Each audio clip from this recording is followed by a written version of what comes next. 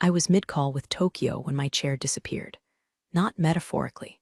Not over budget cuts or HR drama. One second I was demoing our global container scaling to a man who pronounces GitHub like it's a love confession. Next second, I felt my spine drop 3 inches, and my pride hit the floor with it. Literally. They swapped my $1,600 ergonomic chair for a beanbag. Lime green, smelled like stale Funyuns and the slow death of a woman's career. I sat there frozen, blinking at the empty spot where my back support used to be, still holding the Zoom clicker like a deranged pageant queen. Nobody even blinked. Not my team, not Tokyo, and certainly not Kyle, the glorified frat boy with a title made of glitter and nonsense, VP of Cultural Synergy. He grinned from the hallway like he'd just neutered a wolf. Chair rotation week, said, chewing on a granola bar he didn't pay for. We're flattening the comfort curve. I wanted to flatten his skull curve. I didn't react. I don't give the enemy my tells. Instead, I reached slowly, methodically for my thermos, took a sip of lukewarm coffee I didn't remember brewing, and made a quiet decision. If they wanted chaos, I'd serve them handcrafted entropy. You see, I built this system. Not metaphorically, literally. The infrastructure, the rules, stupid Slack bots that Kyle thinks just manifested. I was 9 months pregnant in a hospital bed rewriting Terraform scripts because Chad from DevOps confused prod with playground. They forgot that. People like Kyle always forget the hands that built the walls they lean against. And when those hands disappear, so does the ceiling. That night, I stayed late. Not to cry, not to rage. I don't spiral, I sculpt.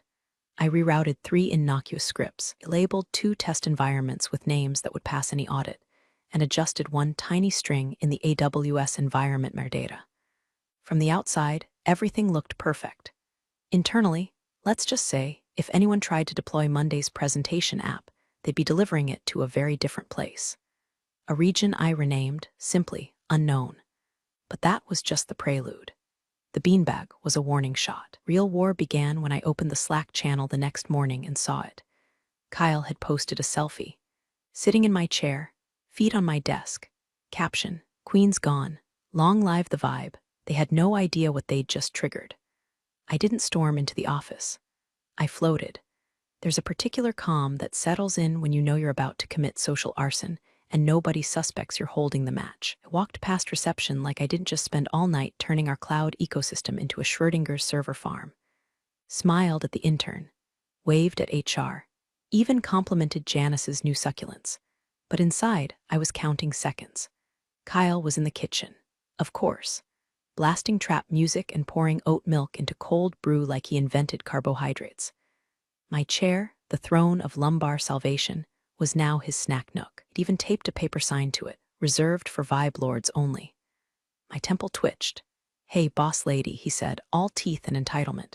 How's the bag treating ya? I smiled. Softer than your resume. He didn't get it. He rarely does. At 11:03 a.m., I got a ping from DevOps, weird error deploying to West 2. Getting unknown region, then came the UI team, then marketing. By 11:07, Slack was hemorrhaging panic emojis like confetti at a nervous breakdown parade. I sipped my coffee. My beanbag wheezed like it knew what was coming. Kyle swaggered toward my desk, holding his phone like a sword of righteousness. Hey, we're getting weird stuff in prod. Looks like maybe you committed something without tagging QA. I leaned back, or tried. The beanbag swallowed my hips like a cursed armchair in a horror movie. I looked up at him. Sure it's not something you deployed, Kyle? I've been focused on seeding ergonomics lately. Kind of a soul journey. He blinked. I mean, like, I just think we need to coordinate better. You know, like, talk through changes before doing stuff that affects real users. My smile barely held. Oh, is that how this works now? You displace me, and suddenly I'm the intern. He opened his mouth. That's when the CTO's voice sliced through the air like a buzzsaw dipped in fear. Who moved the environment to a non-defined region? Kyle paled. He looked around like the walls were listening. They were. My beanbag groaned again, or maybe it was me. What's a non-defined region? He whispered, like a kid asking if quicksand was real. It's a place your credentials won't save you from, I said, and it doesn't come with a map. He ran. By 12:15, the investors were calling. 12:23, 3 departments were locked out of their dashboards. And at 12:41, I got a DM from the CEO's assistant. Can you pop into a quick meeting? The CTO breathing into a paper bag. I closed my laptop, stood up slow. The beanbag made a wet plop like it had just birthed me. I looked down at it. "You did good," I whispered. Then I walked into war. The conference room smelled like panic and peppermint tea. Someone had clearly tried to light a scented candle to mask the stench of tech despair. But it only made the place smell like a spa for burned-out algorithms. CTO Greg was pacing like a man who knew his severance package depended on a miracle. His shirt was half untucked. The rims of his glasses had the sweaty sheen of a man who had Googled how to undo AWS region migration 20 times in the last hour and found nothing but Reddit threads filled with despair. Kyle sat in the corner, trying to look helpful, which made him look even more like a frat pledge at a tax seminar. He was pale and silent for once, which was almost spiritual. The CEO, Richard, finally looked up from his laptop, jaw clenched like a bear trap. "We need to ask you something, Clara." I sat, straight back, calm face, no tremor. I'd practiced this moment in my head so many times it was practically choreography. He slid the laptop around. On the screen, a red-streaked dashboard, deployment errors, downtime metrics. Client service alerts flooding like someone pulled the drain on a data center. Greg spoke. "We can't find the region. We can't name it. It's labeled as unknown." I said softly. They all paused. Richard leaned forward. "Did you change it?" I locked eyes with him. "I didn't touch the environment, Richard. I was busy adjusting to new seating arrangements. You know, cultural synergy." Greg rubbed his forehead. "But someone rewrote the script. The logs point to your credentials, shared credentials," I interrupted. "You authorized them, remember? Said it was more efficient that way. Didn't want the engineering team to deal with multi-user access roles." The room got quiet. "Checkmate, boys," Richard exhaled. "Clara, we're losing investor confidence. Clients can't access demo environments. Our metrics platform thinks we're hosting from the moon. Can you just fix it?" I tilted my head. "Define it. The AWS region, or the respect you flushed when you let a man-child humiliate your lead architect with a beanbag?" Greg groaned audibly. Kyle flinched. Richard's face twitched like he was deciding between apology and threat. "Look," he said, "I'm sorry. I didn't know they swapped your chair. That wasn't authorized. It was meant to be a temporary thing. You signed the memo." He blinked. "What memo?" I pulled it up from my phone, airdropped it to the screen. His digital signature glared like a guilty verdict. The silence was thick. "I want 3 things," I said. 1, my chair. 2, a public apology in the next all hands. And 3, you put Kyle on mute for a month. Company-wide, 1 Slack emoji and he's fired. Kyle opened his mouth, but Richard raised a hand. "Done." Greg sighed in relief. "You can undo this, right?" I stood. "I could fix it in 10 minutes, I said. "But I won't." Their faces went slack. "Not until I get a written confirmation. With timestamps. And I want the title Cloud Sovereign on my Slack handle for the next quarter." "Kidding," Richard said. "Am I?" I leaned in. "You lost your kingdom, Richard. You want it back. Bow to the sovereign." Then I turned, walked out. And Kyle finally learned what real cultural disruption feels like. I didn't go back to my desk. I went to the server room. Not because I needed to be there, no, everything I needed was already in motion. But sometimes, when the world's on fire and you're the arsonist with perfect posture, it helps to stand where the bones of the building hum. I ran my fingers along the server racks like a violinist tuning before the crescendo. This was my cathedral. They just paid the rent. My phone buzzed, Slack exploding with confused devs, panicked salespeople, and Kyle dropping crying emojis like he just lost a Fortnite match. I ignored them. I was waiting for one message only. At 2:47 p.m., it came. From Richard. "Terms accepted. Drafting official memo now. Chair is being retrieved. You win." It should have felt like a victory. Instead, I stared at the blinking servers and felt something else rise. Not triumph. Not relief. Something hotter. Older. A slow, sharp ache I hadn't let surface in years. Because here's what no one talks about in tech. When you're a woman who builds kingdoms, people don't thank you. They strip you of your chair and act like you should be honored to sit on the damn floor. I slid my ID badge off my neck and stared at it. I could fix the AWS issue in 8 lines of code. But I could also not. What if I didn't give the kingdom back? What if I let it stay lost? Back at my desk, Kyle had disappeared. Rumor said he was in the parking lot, calling his life coach. Greg was in the war room, cursing at a whiteboard like it owed him child support. And in the middle of it all, Richard was refreshing his inbox like salvation might pop up between spam and severance. I opened my laptop, typed in a command, stopped halfway, Then I dragged a folder into view when I hadn't opened in months. Labeled Protocols. Inside it were failsafes, drafts, contingencies, ghost systems built for disaster recovery or disaster creation. Not malicious, not illegal, just invisible. Kind of architecture you build when you know they'll never let you climb high enough to be safe. One file caught my eye, region elsewhere. A prototype I'd built in secret, a redirect system that could reroute all company cloud activity through mirrored shells, could be used for performance testing or for quiet, irreversible exile. And it worked. I clicked it open. My cursor hovered over the execute line. Then the door behind me creaked. Janice, one person in the company who never asked me to smile more or woman up. She held something in her hands. It was my chair, not the beanbag, not a replacement, my chair. Scuffed on the armrest, still with the little patch of duct tape I'd stuck there during our Q3 Hell Week last year. They said to bring it back, she said quietly. I figured you'd want it now. Before the apology show, I stood. My voice cracked before I could harden it. Thanks, Janice. She nodded and left without another word. I sat down, and suddenly the room was silent again. Balanced. Then I dragged region elsewhere into the trash, but I didn't delete it, not yet. Just minimized the window, turned off the Slack notifications, and waited.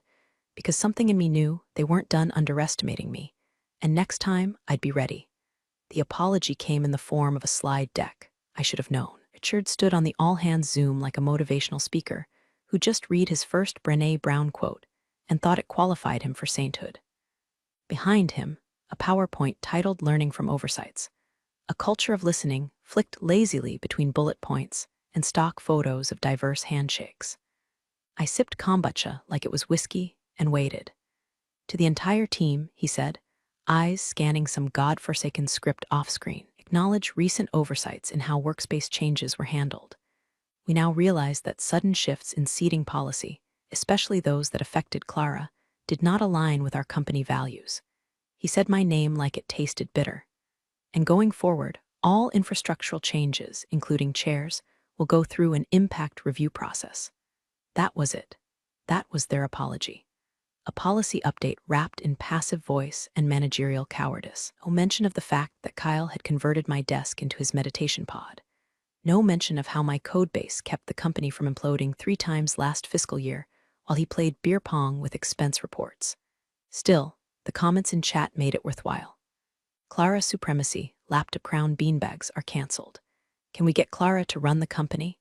Even Janice dropped a fire emoji. That alone might have restored 20% of my faith in humanity. While Richard performed atonement theater, I was watching something else. Greg. He was staring dead into the camera, not blinking, not moving, just processing, because the AWS graphs were stabilizing. Slowly, regions were reappearing.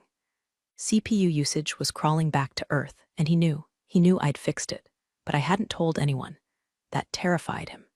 Because what Greg realized, and what Richard would figure out far too late, was that I didn't just know the system.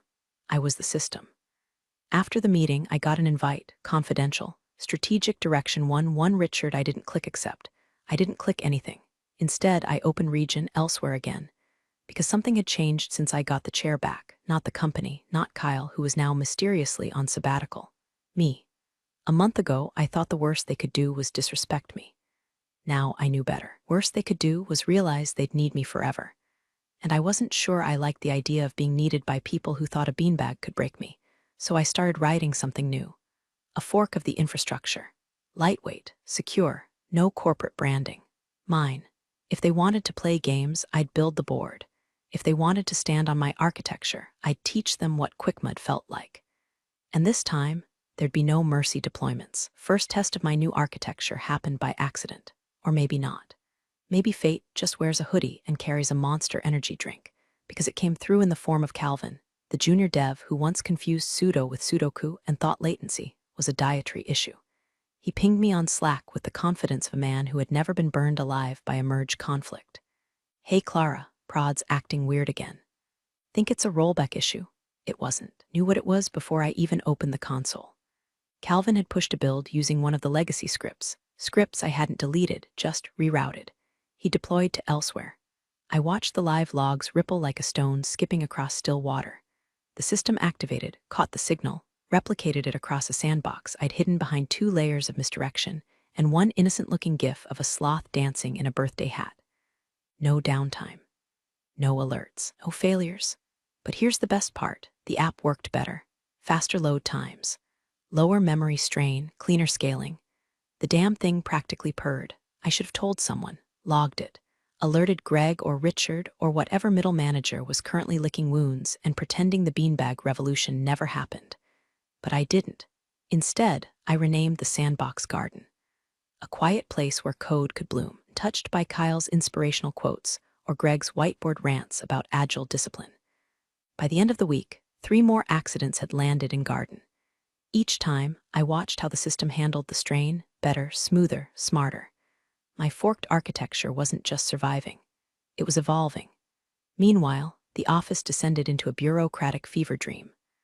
Kyle returned from mental recalibration leave with a beard and a ukulele, tried to open every meeting with a song until HR issued a cease and desist for emotional disruption. Richard, in damage control mode, launched a transparency initiative, which involved biweekly empathy circles and mandatory journaling. Half the staff started working from cafes. One guy moved to Peru, and through it all, I smiled, because no one noticed what I was really doing. I was pulling their best ideas, their cleanest code, their newest features, to my garden, silently, beautifully, a private Eden of innovation where I was God, gardener, and gatekeeper. Until one afternoon, Greg showed up at my desk. No meeting, no warning, just Greg with sweat on his upper lip and a look in his eyes like he'd seen behind the curtain. "Clara," he said, "we need to talk, in private." I minimized everything, clicked lock. "Sure," I said, "let's walk," because I already knew what was coming. He'd found the edge of the garden. What he didn't know was whether I'd let him in or feed him to the roots. We stepped into the stairwell. Not a conference room, not a breakout pod, not one of Kyle's idiotic zen zones with lava lamps and beanbags that smelled like betrayal. No, Greg chose the stairwell. Cold concrete, fluorescent buzz. Echoes sharp enough to cut bone. That told me everything. He knew. He didn't say anything at first, just rubbed his forehead and stared at the rail like it might explain the universe. His shirt was wrinkled, tie gone, top button unbuttoned. A man who looked like he'd fought a ghost in the server logs and lost. "How long?" he asked finally. I didn't play dumb, since the chair. He exhaled like that confirmed the worst version of whatever theory had kept him awake for the last 3 nights. I traced a deployment trail, not intentional at first. Just stumbled into it, ping from a phantom region. But the latency was better, resource load perfect. And the security protocols, Clara, they were years ahead of ours. He looked up at me like he was seeing me for the first time. Like maybe the woman he helped sideline into a beanbag wasn't just clever. Maybe she was dangerous. "You forked the infrastructure." I didn't answer. I didn't have to. He paced, then turned sharply. "Created an entirely independent operational system within our ecosystem. Without approval, without documentation. You're running a shadow org." "No," I said, voice even. "I'm building a future. Yours was rotting. I just stopped asking for permission to fix it. You didn't just fix it. You made us obsolete." There it was.